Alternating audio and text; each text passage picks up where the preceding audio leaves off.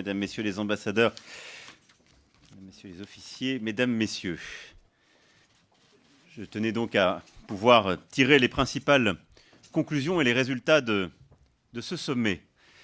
D'abord, il a été le théâtre, si je puis dire, de débats et d'un début de clarification stratégique que je considère, comme vous le savez, comme indispensable au sein de l'Alliance. J'ai eu l'occasion de m'exprimer il y a quelques semaines, ce qui a pu parfois susciter des réactions. Cette expression avait pour but essentiellement que je ne passe pas ce troisième sommet, pour ce qui me concerne, à discuter uniquement des contributions budgétaires des États membres, ce qui fut le cas des deux précédents de manière quasi exclusive, mais plutôt de s'interroger, ce qui est, me semble-t-il, notre devoir à l'égard de nos soldats et de nos concitoyens, sur les finalités stratégiques de l'Alliance. Et j'assume d'avoir lancé ce débat. Il me paraît indispensable pour plusieurs raisons. La première, c'est l'évolution profonde du contexte stratégique. 70 ans après la création de l'Alliance et 30 ans après la chute du mur de Berlin. Et donc ce sommet était un sommet de célébration. C'est pourquoi il se tenait à Londres, et je tiens ici à remercier le Premier ministre Johnson pour son accueil et l'organisation de ce sommet. Mais c'est aussi un sommet qui doit nous amener à considérer que la menace n'est pas la même qu'il y a 70 ans, ni même qu'il y a 30 ans. En avons-nous tiré toutes les conséquences? Non. Les menaces sont plus diffuses, des nouveaux acteurs ont émergé, la lutte contre le terrorisme est au cœur des préoccupations de sécurité des alliés, et la relation aussi avec la Russie est à repenser. Autant de sujets, j'y reviendrai, que nous avons discuté. Ensuite, parce que l'évolution de la posture américaine, depuis plusieurs années maintenant, s'avère être durable et justifie, in fine, un rééquilibrage de l'Alliance. Les Américains ont choisi à plusieurs reprises de quitter des théâtres d'opération considérés comme un voisinage européen, pour des raisons que nous respectons totalement.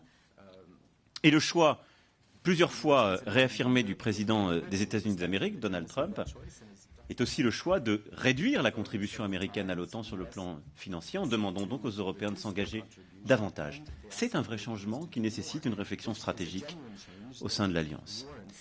Et puis, évidemment aussi, des questions posées par le choix de certains alliés, singulièrement la Turquie, sur la définition du terrorisme, comme sur l'acquisition de nouveaux systèmes d'armement comme les S-400, conduisaient à nous poser une question de cohérence. Toutes ces raisons m'ont conduit à m'exprimer, à évoquer avec le secrétaire général Stoltenberg, lorsqu'il est venu à Paris il y a quelques jours, la nécessité de lancer une revue, un exercice stratégique, et donc a permis, durant tous les échanges à la fois bilatéraux et autour de la table ce matin, d'avoir une expression très libre sur ces sujets. L'exercice que nous avons commencé et qui va structurer les prochains mois revêt à mes yeux plusieurs enjeux.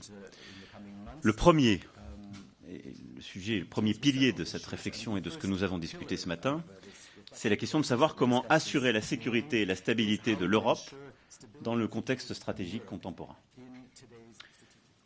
Cela passe, comme je le disais, pour les Européens que nous sommes, par la mise en œuvre concrète des conséquences que nous devons tirer du rééquilibrage souhaité par les Américains. Je l'ai dit hier lors de l'échange que nous avons eu avec le président Trump. Nous devons justement tirer les conséquences de ce souhait, pas simplement d'un point de vue budgétaire, mais aussi d'un point de vue de capacité opérationnelle. Et il est donc important que les Européens se réengagent. Nous le faisons depuis 2 ans, à travers la structuration d'une Europe de la défense, et nous devons l'assumer au sein de l'OTAN. Et là, je le dis de manière extrêmement claire, ça n'est pas une alternative à l'OTAN, mais c'est un pilier au sein de l'OTAN. Et donc, aussi vrai que je ne propose pas, et que je n'ai jamais proposé, de substituer une Europe de la défense à l'OTAN, je pense qu'aujourd'hui, nous n'assumons pas assez cette Europe de la défense au sein de l'OTAN. Quand je vois l'Union européenne citée au même titre que les Nations unies, je pense que ça n'est pas juste. Et donc, le rééquilibrage n'est possible que s'il y a ces piliers, ce sont le pilier nord-américain et le pilier européen au sein de cette alliance. Ensuite, la sécurité et la stabilité de l'Europe dépendent aussi de la relation que nous voulons établir avec la Russie. Sur ce point, je n'ai aucune naïveté. J'en ai d'autant moins que j'ai eu à en connaître, si je puis dire. Et nous savons les sujets d'ingérence, les politiques d'influence, les violations du droit international qui peuvent exister, y compris sur la question chimique, qui ont d'ailleurs conduit historiquement la France à prendre ses responsabilités sous mon mandat.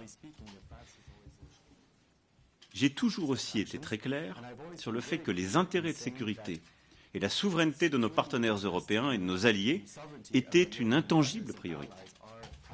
À ce titre, durant ces 2 jours, j'ai pu rencontrer la plupart des dirigeants présents à la fois d'Europe de l'Est, d'États baltes et nordiques pour les rassurer sur l'engagement français et le cadre dans lequel je souhaitais structurer ce dialogue avec la Russie.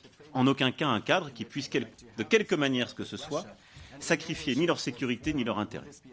Au contraire, nous serons au rendez-vous de la solidarité et ça doit pleinement intégrer leurs intérêts. Néanmoins, si nous voulons avancer et stabiliser la paix en Europe, il nous faut réengager ce dialogue.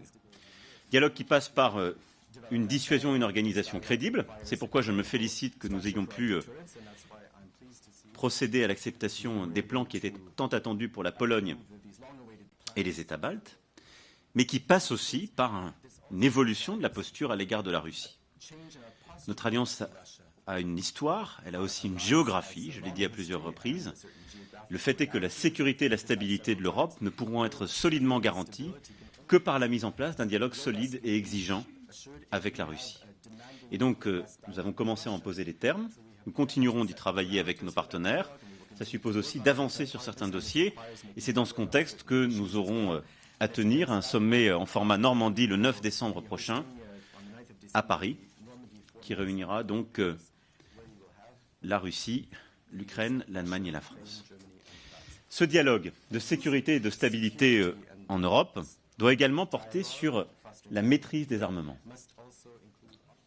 Je veux ici réaffirmer l'attachement de la France aux instruments existants de maîtrise des armements, désarmement et non-prolifération, ainsi qu'aux initiatives de l'Alliance à ce sujet. Mais nous nous devons aussi d'être lucides et je considère que ce débat est existentiel pour les Européens que nous sommes. Nous avons tous constaté les violations par la Russie du traité dit FNI. Notre allié américain a fait le choix de le dénoncer, parce que je rappelle que ce traité, structurant pour la sécurité européenne, était un traité bilatéral. Je prends acte du fait que les arrangements bilatéraux datant de la guerre froide sur ce point sont dépassés. Mais de manière très claire, ce que j'ai exprimé, partagé avec l'ensemble de mes collègues, et ce sur quoi maintenant nous devons collectivement avancer, pour la sécurité et la stabilité de l'Europe, une fois encore, c'est d'imaginer un processus nouveau qui nous permette de retrouver des garanties au moins équivalentes à celles qu'offrait le traité FNI, tout en prenant en compte l'évolution des armements contemporains et nos intérêts à tous. De manière très simple, qu'est-ce que ça veut dire? Nous devons retrouver un cadre juridique qui nous protège du déploiement d'armements côté russe qui puisse impacter le sol européen, ce qui était ce contre quoi nous protégeait ce traité. Deuxièmement, nous devons mieux intégrer la défense de plusieurs de nos partenaires, en particulier les plus orientaux, ceux qui sont les plus proches de la frontière, puisque, je le rappelle, ceux qui étaient à moins de 500 km de la frontière n'étaient pas couverts par le traité FNI. Nous devons intégrer leurs intérêts à cette discussion. Et puis nous devons prendre en compte, comme je le disais, ces évolutions. La menace des missiles Iskander sur la Pologne et les États baltes me semble un point essentiel à prendre en compte dans tout nouvel échange sur les capacités sol-sol en Europe, et donc intégrer cet agenda. Ce qui est certain, c'est qu'il nous faut, sur ce sujet, définir entre Européens une position très claire. Je souhaite pour ma part que les Européens soient partie prenante d'un nouveau traité et que nous puissions ensuite le discuter dans un cadre otanien et pouvoir échanger sur cette base avec la Russie et avec la Chine. C'est le souhait américain d'élargir cette discussion aux Chinois. Je pense que c'est pertinent. Je pense néanmoins que ça ne doit pas être un préalable à une discussion indispensable avec la Russie qui impacte au premier chef les Européens. Sur ces sujets, nous avons donc eu un débat, à la fois hier avec le président Trump, le Premier ministre Johnson, la chancelière Merkel, et autour de la table ce matin. C'est pour moi le premier pilier, sécurité, stabilité en Europe. Et la réponse aux questions que je viens de soulever est indispensable dans le cadre de la réflexion stratégique qui commence. Le deuxième pilier, la deuxième ligne de force du débat stratégique que nous devons conduire, sur justement cet exercice de redéfinition de notre défense collective, c'est au fond la définition de ses finalités et de ses modalités aujourd'hui. C'est la question que je posais l'autre jour de manière un peu directe lorsque je recevais à Paris le secrétaire général Stoltenberg. Qui est l'ennemi? C'est une question que nous devons nous poser. Lorsque l'Alliance s'est structurée, la réponse était simple. La Russie, l'Union soviétique. Normal, les choses étaient ainsi structurées. Elles ont changé depuis 30 ans. Est-ce que, autour de la table, tout le monde qualifierait la Russie d'ennemi? Je ne pense pas. C'est aujourd'hui une menace sur certains sujets. C'est une réalité. Et nous l'avons éprouvé sur des activités cyber, sur certains sujets qui sont clairement définis. C'est une menace pour le voisinage. La crise ukrainienne en est l'illustration. Plusieurs conflits, je le sont aussi. C'est également un voisin sur le plan géographique. Et c'est une réalité, une fois encore. Et c'est aussi un partenaire sur certains sujets, sur lesquels nous avançons ensemble et nous avons des discussions concrètes. C'est une puissance avec laquelle nous travaillons sur certains sujets, sur lesquels, là aussi, nous avançons. Depuis 2014, nous avons pris les décisions qui s'imposaient compte tenu du conflit. La défense collective, c'est évidemment cela et cette pression, mais il nous faut pouvoir aujourd'hui définir les préconditions et les termes d'une reprise d'un dialogue stratégique indispensable pour l'Alliance. Et je pense là aussi avoir une position européenne au sein de l'Alliance beaucoup plus homogène. C'est ce qui est au cœur de la volonté que je porte, comme je vous le disais tout à l'heure. Et donc je souhaite que ce que la France a lancé puisse faire l'objet d'abord d'une très forte coordination franco-allemande. Nous en avons parlé longuement hier avec la chancelière. Et ensuite une concertation européenne indispensable dans les prochains mois. Le cas de la Chine est forcément différent quant à lui.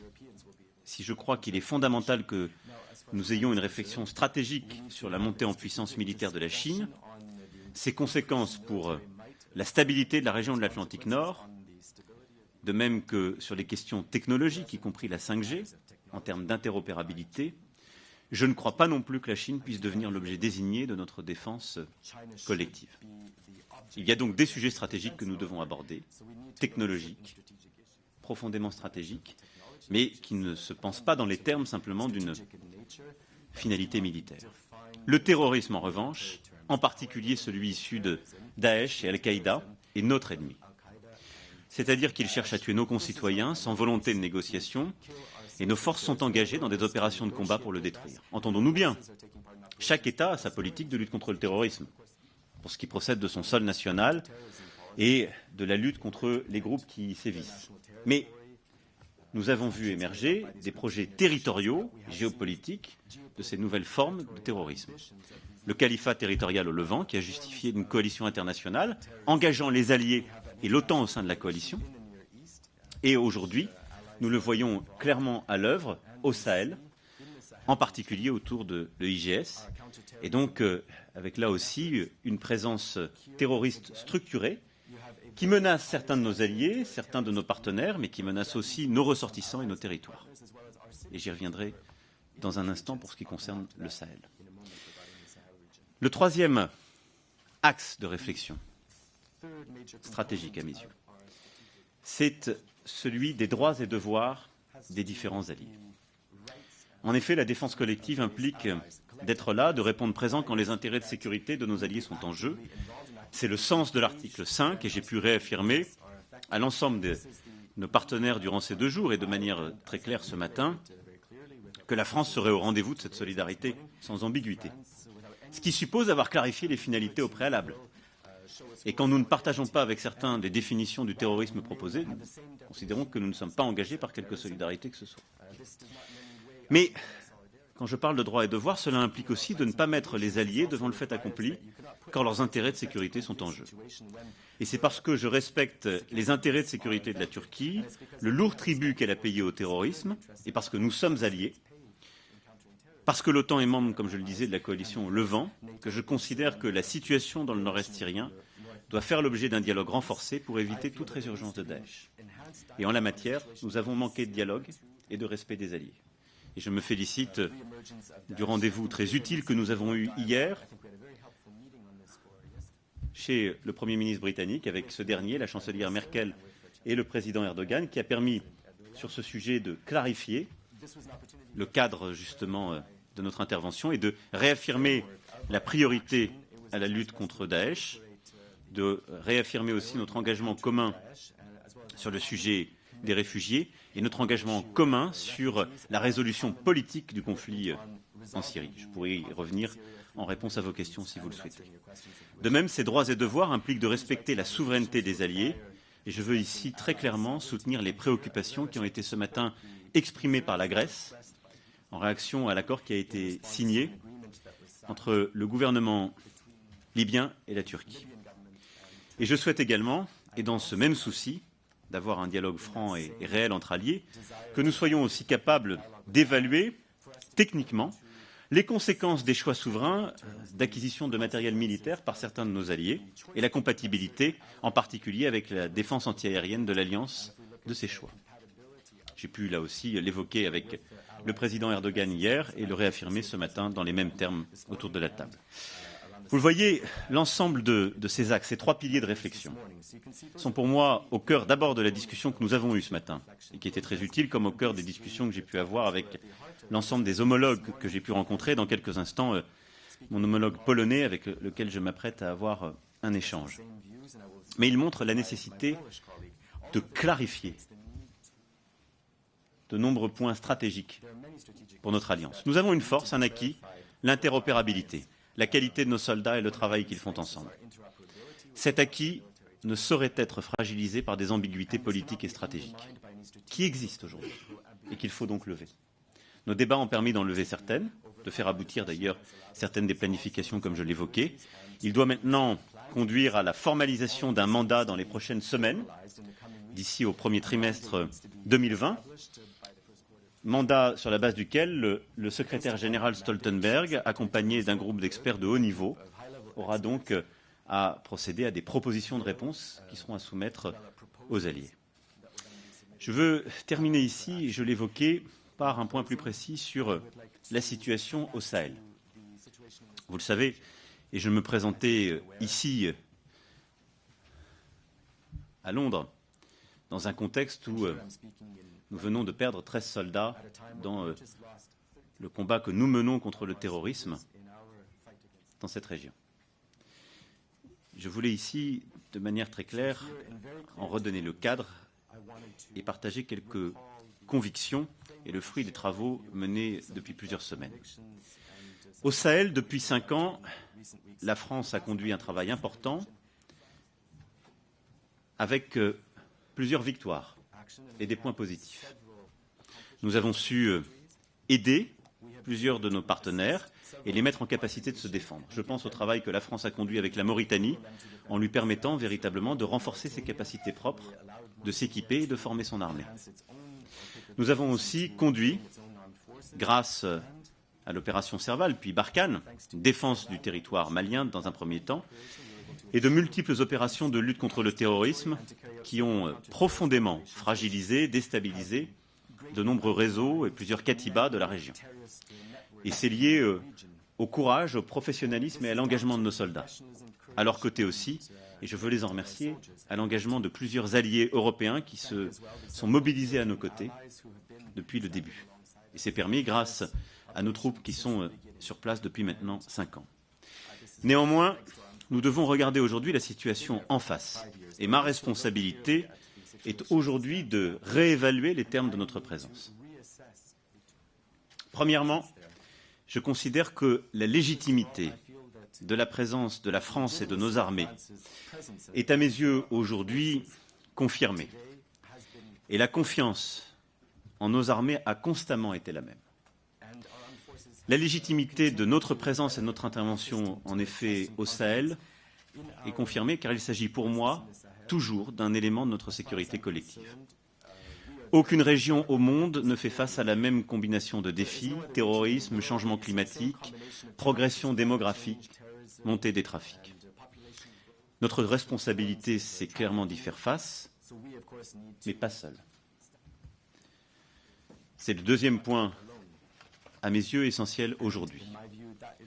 Nous devons, à très court terme, reclarifier le cadre et les conditions politiques de notre intervention au Sahel, d'abord et avant tout avec les 5 États africains membres du G5 Sahel. J'attends d'eux qu'ils clarifient et formalisent leurs demandes à l'égard de la France et de la communauté internationale. Souhaitent-ils notre présence? Ont-ils besoin de nous? Je veux des réponses claires et assumées sur ces questions. Je ne peux ni ne veux avoir des soldats français sur quelque sol du Sahel que ce soit, alors même que l'ambiguïté persiste à l'égard de mouvements anti-français, parfois portés par des responsables politiques. La deuxième clarification politique que j'attends de nos partenaires, elle relève là de l'indispensable travail politique qui est à mener de leur côté dans plusieurs pays pour que le travail militaire que nous conduisons et de développement que nous conduisons aussi dans le cadre de l'Alliance pour le Sahel puisse véritablement être bénéfique. Ce travail politique, nous ne pouvons le faire à leur place. Et c'est leur responsabilité pleine et entière.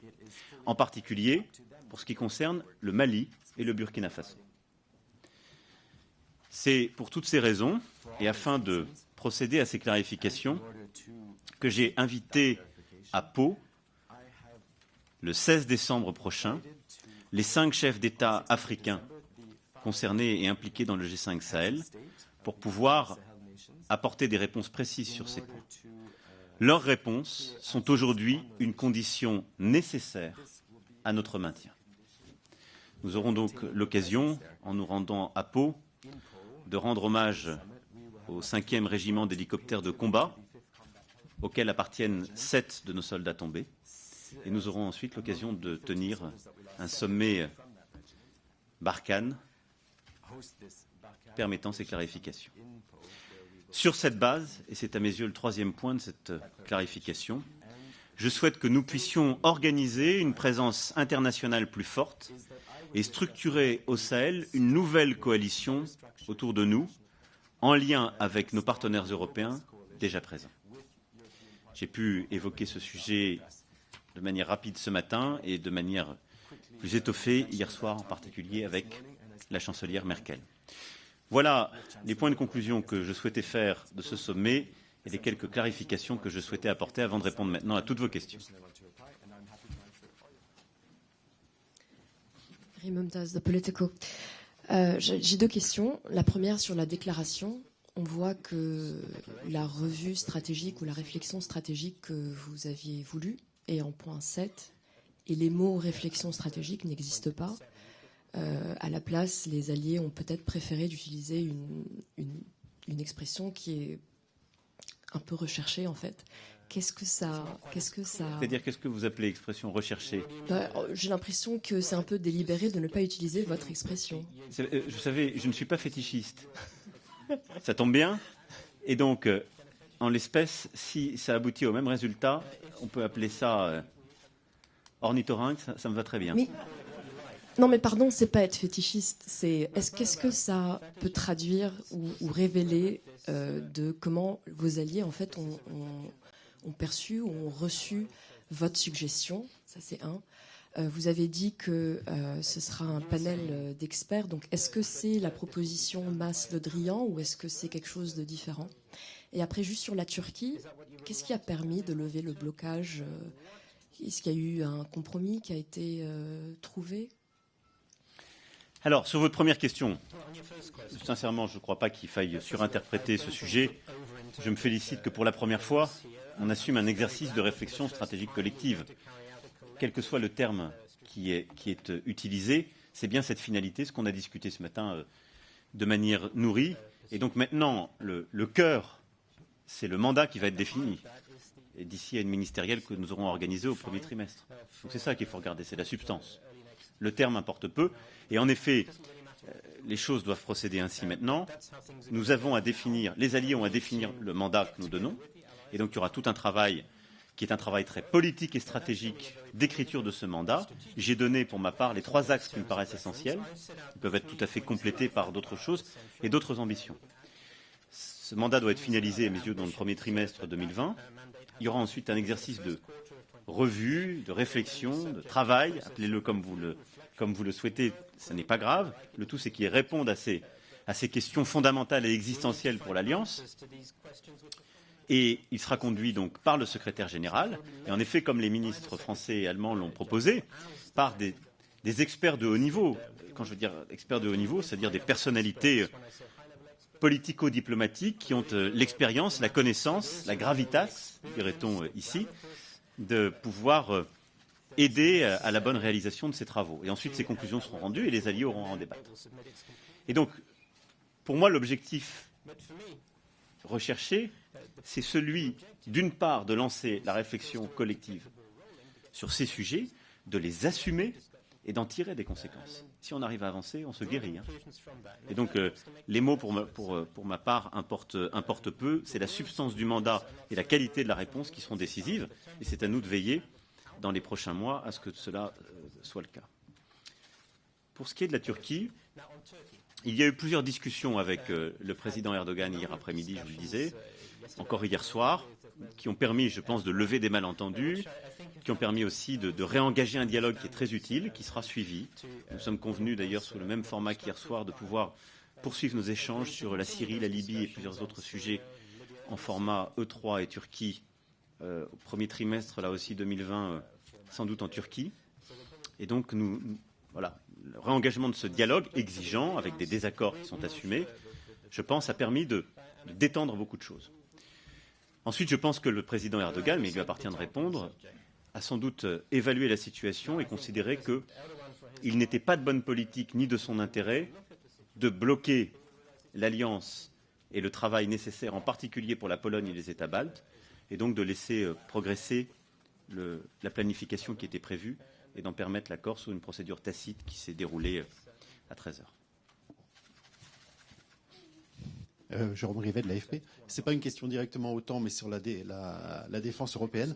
Madame von der Leyen s'est déclarée ce matin inquiète des coupes proposées par la présidence finlandaise pour le prochain budget de l'Union européenne, notamment sur la défense, le numérique et Frontex. Alors, est-ce que vous pourriez, vous, les accepter ou est-ce que vous êtes également inquiet ? Je ne suis pas inquiet, je suis combatif.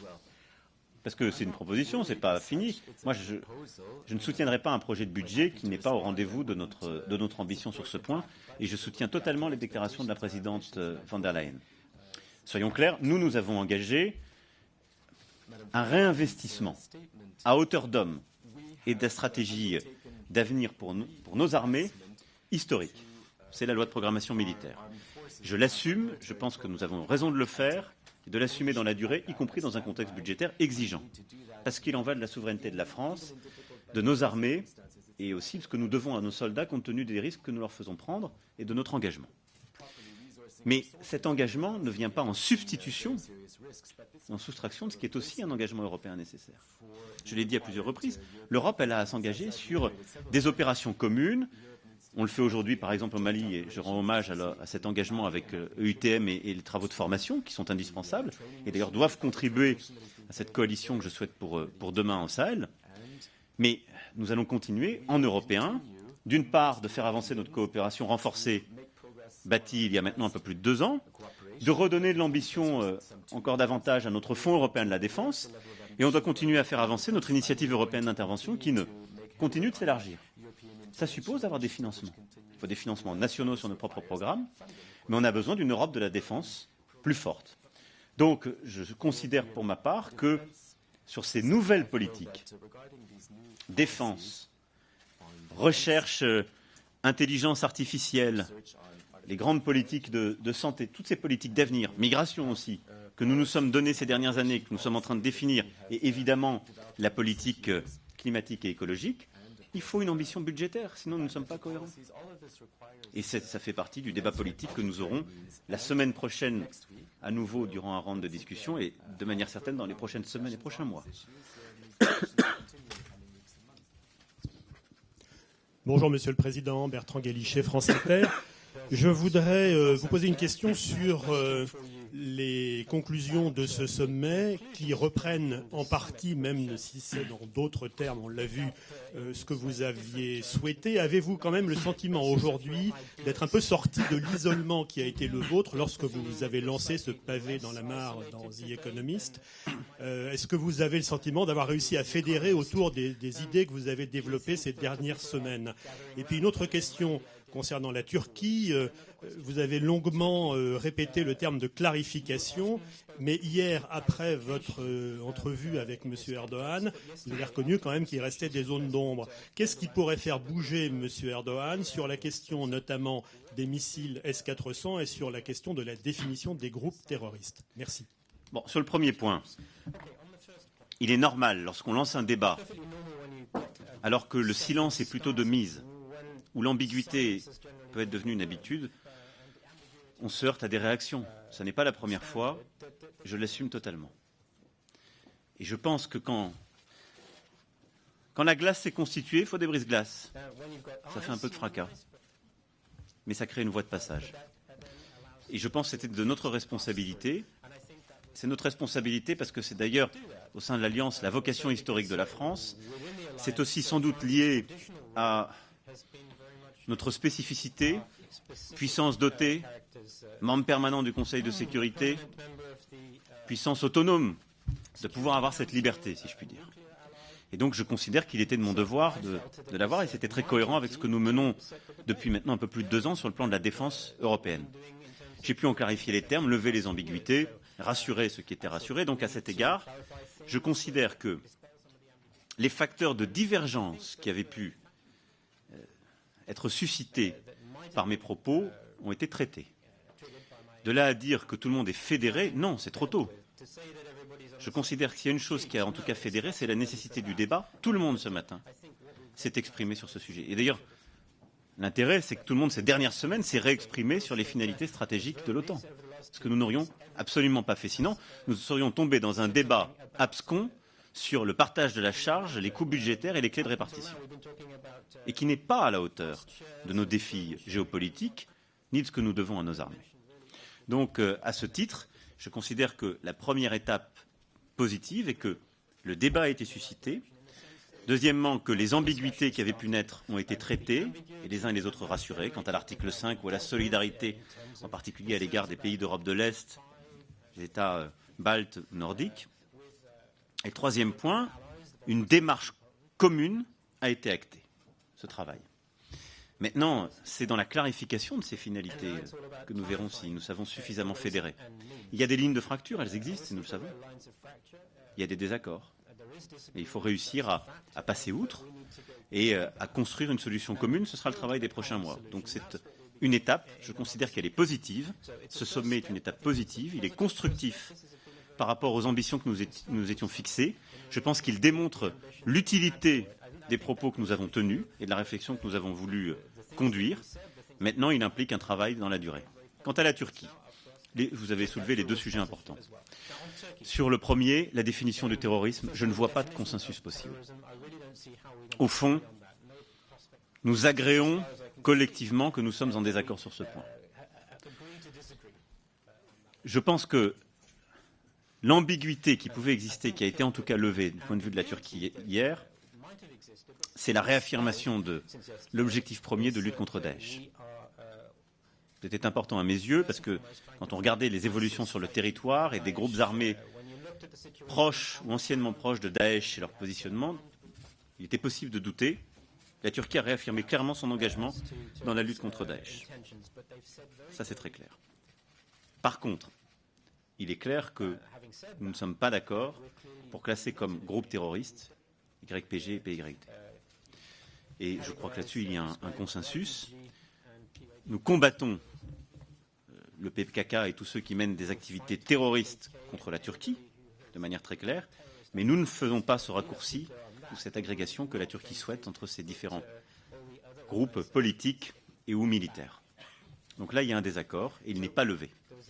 Après, si les choses peuvent être plus finement analysées, ce qui est une proposition que j'ai faite à plusieurs reprises au président Erdogan, nous sommes sensibles et attachés à la sécurité de la Turquie, et donc lorsqu'il est établi que des gens ont des activités terroristes contre la Turquie ou sur le sol turc, il est évident que sans ambiguïté, nous lutterons contre ces personnes ou ces groupes. Sur le sujet des S-400, l'ambiguïté doit être levée sur le plan technique. C'est simple. Quelle est l'interopérabilité des S-400 ainsi acquis avec un système intégré OTAN? Ma compréhension, mais je ne prétends pas être un spécialiste, au vu des documents qui m'ont été donnés par mon chef d'état-major particulier et des interactions que nous avons pu avoir par l'OTAN et des équipes, c'est qu'il n'y a pas d'interconnexion possible. Donc je ne sais pas comment c'est utilisable. Donc je pense que l'ambiguïté sera levée parce que ce sera une espèce de monade non connectable avec le reste, ce qui, dans un système intégré, marche moins bien. Et après, il appartiendra à l'OTAN, comme à l'ensemble des puissances qui seraient impliquées dans des tentatives d'interconnexion non souhaitées, de mettre en place les protocoles qui existent. C'est pourquoi nous avons souhaité qu'un groupe de travail puisse être établi sous la responsabilité du secrétaire général et de ses équipes pour suivre ce sujet et établir toutes les clarifications requises. Michel Rose de Reuters. Sur l'Europe de l'Est, comme vous l'avez dit, c'est chez eux que les inquiétudes étaient les plus fortes après vos propos sur la Russie.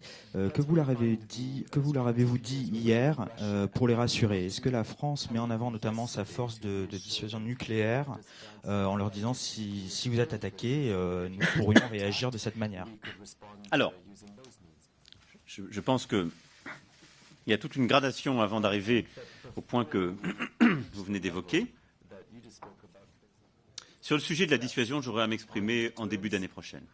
C'est un sujet lourd, éminemment sensible et stratégique, et il implique à la fois prudence, clarté. Sur le dialogue que j'ai pu avoir et les échanges que j'ai pu avoir avec les différents pays concernés. D'une part, je leur ai apporté mon plein soutien et nous sommes mobilisés pour que les exercices de planification qui étaient attendus de leur part, je pense à la Pologne et aux États baltes, puissent voir le jour. Ils ont vu que la France, sans ambiguïté, était engagée pour que l'OTAN continue son travail de protection à leur endroit. Deuxièmement, ils voient aussi la présence de la France, dans le cadre d'ailleurs de la mobilisation organisée par l'OTAN, et constamment nous avons des troupes qui sont présentes dans le cadre EFP, et nous avons réengagé des troupes encore récemment à nouveau en Estonie. Et donc nous sommes là, présents, nous sommes déployés pour leur protection et leur sécurité. Troisièmement, j'ai explicité le cadre du dialogue que je souhaitais avec la Russie, qui en aucun cas ne consiste à affaiblir leur position, bien au contraire, c'est la prendre en compte, mais c'est réouvrir des sujets de définition de menaces communes, préconditions évidemment à régler, type conflit gelé ou guerre en Ukraine, mais je les ai rassurés sur le fait qu'ils n'étaient pas des variables d'ajustement et que leur sécurité, leur stabilité, leurs intérêts vitaux étaient au cœur de cette réflexion à mes yeux, et que donc ce dialogue stratégique à rebâtir se ferait en lien constant avec eux et avec leur accord. Quatrième point, j'ai très clairement aussi dit et rappelé que nous étions attachés à la solidarité prévue par l'article 5, ce qui les concerne au premier chef, et qu'il n'y a pas d'ambiguïté sur ce point concernant la France. Dernier point, je constate que la France est la seule à avoir réagi sur l'après-FNI. Qui, plus que ces pays, est concerné par les ambiguïtés actuelles? Personne. Donc ils ont vu que nous étions soucieux de leur sécurité, puisque, je l'ai dit très clairement, aussi clairement que devant vous tout à l'heure, nous souhaitons que l'après-FNI se bâtisse en prenant en compte les évolutions technologiques, mais aussi un cadre géographique plus exigeant. Et donc que les pays frontaliers de la Russie soient couverts par ces textes de non-déploiement et de contrôle des armements, et donc qu'en l'espèce, des pays comme la Pologne, les États baltes, soient en effet couverts, ce qui n'était pas le cas précédemment, et pour ce faire que l'Europe, les pays européens qui le souhaitent, soient partie prenante de ce nouveau texte. Pour toutes ces raisons, je crois pouvoir dire que nous avons levé les ambiguïtés, mais il faut être conscient d'une chose aussi. L'OTAN s'est bâtie sur le souhait collectif d'avoir certains pays en Europe qui n'étaient pas armés. C'est ça en 1949, l'Allemagne. Puis l'OTAN s'est élargie sur une histoire qui était l'histoire d'une trahison interne européenne. Elle a été vécue comme ça par beaucoup de pays. Vous nous avez abandonnés de l'autre côté du mur. Et donc, pendant très longtemps, ces ambiguïtés ont nourri une forme, pour moi, d'ambiguïté stérilisante au sein de l'OTAN et des Européens, qui est qu'au fond, il y avait un manque de confiance des Européens de l'Est à l'égard des Européens de l'Ouest pour ce qui est de leur sécurité. Et beaucoup disaient, j'ai plus confiance dans les États-Unis d'Amérique que dans mes voisins européens, puisqu'ils m'ont déjà abandonné après la Deuxième Guerre mondiale. Avec l'Europe de la défense, avec ces sujets que je veux réengager, ce dialogue de vérité, ce que je veux leur faire comprendre, c'est de dire que nous ouvrons une nouvelle ère dans laquelle je veux que l'Europe puisse se protéger elle-même et pour elle-même. Et je considère que qui croit à l'Europe, l'Union européenne croit à la protection de ses membres par eux-mêmes. Et donc je considère qu'on a plus de solidarité à leur endroit et on doit leur donner plus d'assurance. Mais ça suppose de revenir sur parfois des tabous, en tout cas des plis de l'histoire ou des fractures qui expliquent aussi les positionnements que vous voyez par un très fort atlantisme de certains, et qui était un manque de confiance à l'égard d'autres Européens. Il faut lever ça en étant direct, en étant explicite, et puis en procédant aux investissements et aux engagements requis. Bonjour Monsieur le Président, Mathieu Coache, BFM TV. Une question sur ce que vous avez dit à propos du Sahel tout à l'heure. Vous avez parlé d'un sentiment anti-français qui était porté par certains responsables politiques. À qui faites-vous allusion? Et surtout, est-ce que vous menacez de retirer les troupes françaises du Sahel, de la région, si vous n'obtenez pas certaines choses de vos cinq homologues le 16 décembre prochain? Alors d'abord, il y a eu plusieurs mouvements la société organisée par des groupes politiques, des groupes d'influence anti-français que nous avons vus, qui ont été d'ailleurs rapportés par voie de presse. Et ensuite, il y a eu des ministres qui se sont exprimés, dans les deux pays que j'ai cités en particulier.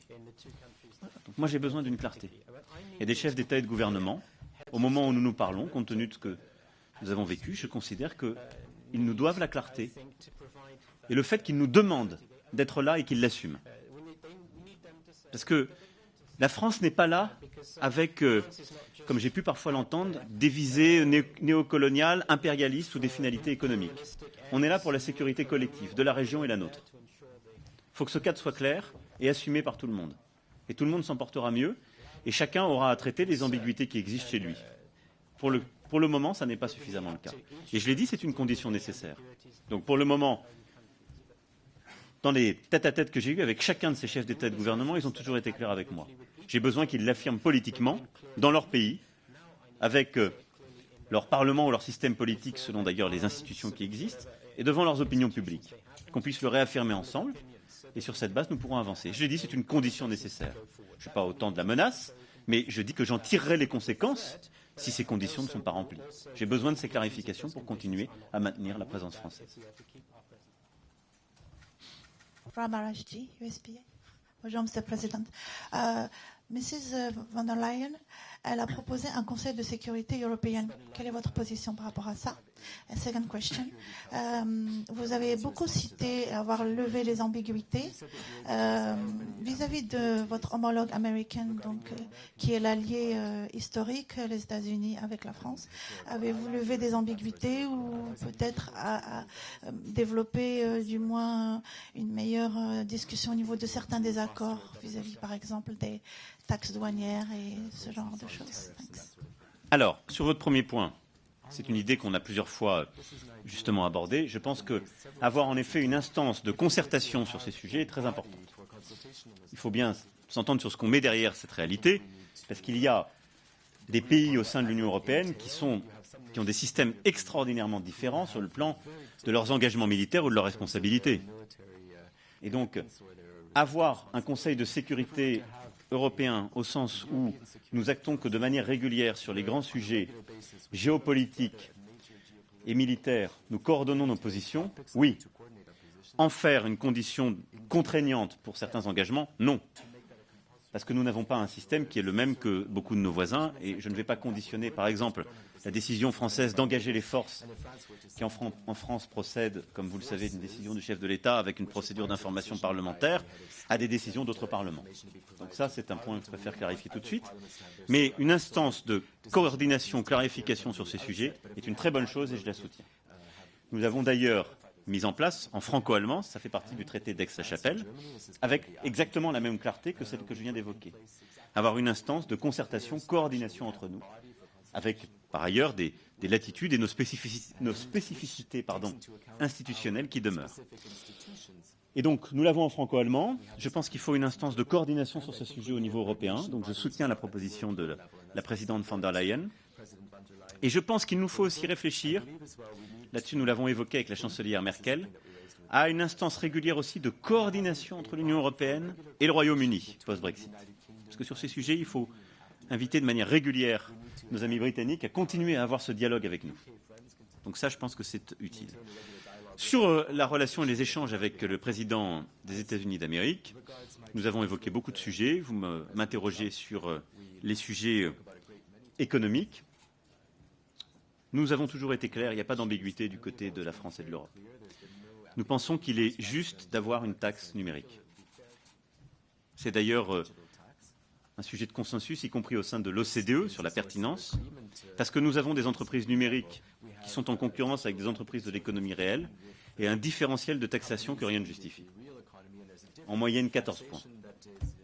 Ce différentiel, il faut pouvoir le couvrir par un système de taxation ad hoc qui corresponde à la réalité des flux et à la réalité économique du monde digital. Notre position et notre préférence, c'est d'avoir une taxe internationale sur base des travaux OCDE, comme nous l'avons fait pour lutter contre l'érosion fiscale. Nous avons engagé des travaux très avancés. L'accord américain était obtenu à Biarritz d'avancer sur ce point et de dire que le jour où cette taxe était mise en place, la taxe française serait déductible de cette taxe internationale.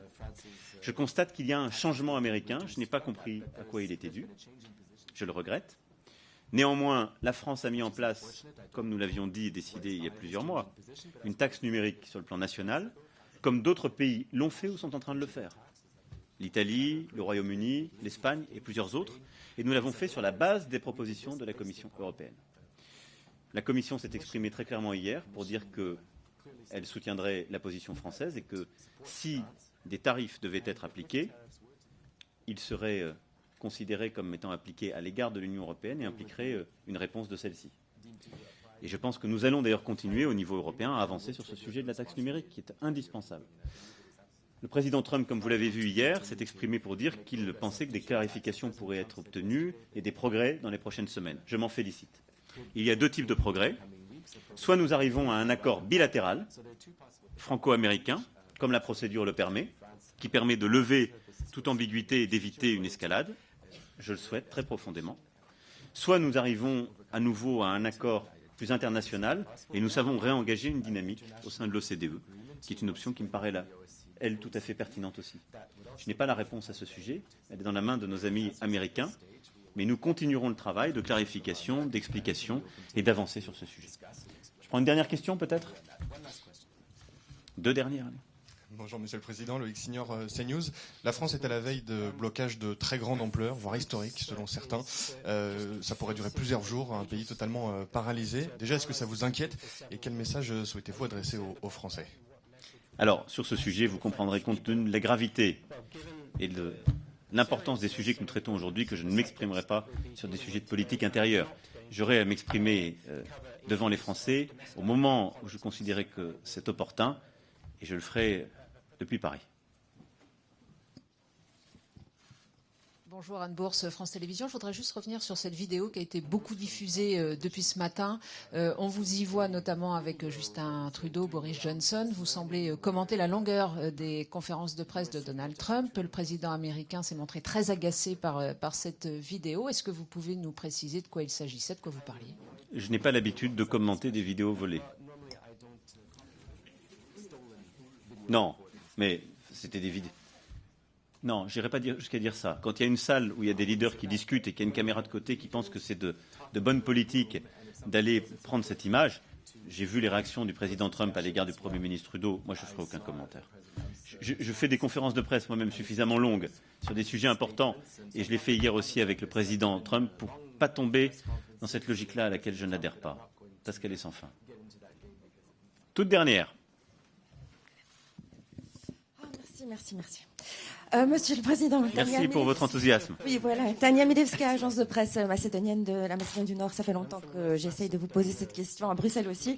Vous avez bloqué le début des négociations avec la Macédoine du Nord à Bruxelles il y a 1 mois et demi. Je parle spécifiquement de la Macédoine du Nord, si vous voulez ne pas mélanger avec l'Albanie, juste vraiment sur la Macédoine du Nord. Vous avez eu l'occasion... C'est gentil pour nos amis albanais. Non, pas du tout, mais je voudrais vraiment une réponse sur la Macédoine du Nord uniquement. Vous avez eu l'occasion de voir Monsieur Zaev aujourd'hui. Il nous a dit que vous avez échangé quelques mots pendant le sommet. Quelles sont les chances pour que vous changiez d'avis sur la Macédoine du Nord spécifiquement d'ici, disons, mars, mai? Et pourquoi avoir bloqué la Macédoine du Nord alors que c'est un pays qui est candidat depuis 2005, qui a une recommandation pour le début des négociations depuis 2009, qui a rempli toutes les réformes, changé de nom, etc., etc. Pourquoi avoir bloqué ce pays-là? Merci. Merci à vous. Merci pour votre enthousiasme et pour votre français. Mais moi, je ne le sais pas, donc je le constate avec plaisir. Bon, sur ce sujet, j'accepte de prendre le mauvais rôle une fois encore. C'est pas un problème. Il n'y avait pas que la France qui était opposée à l'ouverture des négociations. Si ça fait plaisir aux gens de dire que c'est la France qui les a bloqués, j'assume. Une fois encore. J'assume parce que je pense que nous n'étions pas prêts et que les conditions n'étaient pas remplies, y compris du point de vue européen. Et donc je vais vous expliquer pourquoi. Je pense que la procédure de négociation aujourd'hui à l'adhésion est une procédure qui est beaucoup trop bureaucratique, beaucoup trop confuse, à la fois illisible, inarrêtable et non pertinente, y compris pour les pays en cours de négociation. Demandez, par exemple, aux Serbes si leur vie change à chaque fois qu'on ouvre un livre de négociation, non.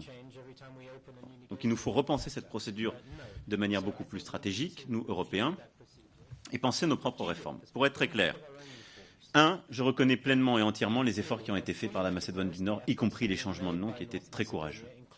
Mais avant toute nouvelle ouverture de négociation, de manière très explicite, j'ai souhaité que nous puissions réformer notre procédure de négociation, qu'elle soit différenciable et réversible, qu'elle soit aussi plus politique et qu'elle puisse s'accompagner de phases de partenariat stratégique où on décide également d'investissement direct.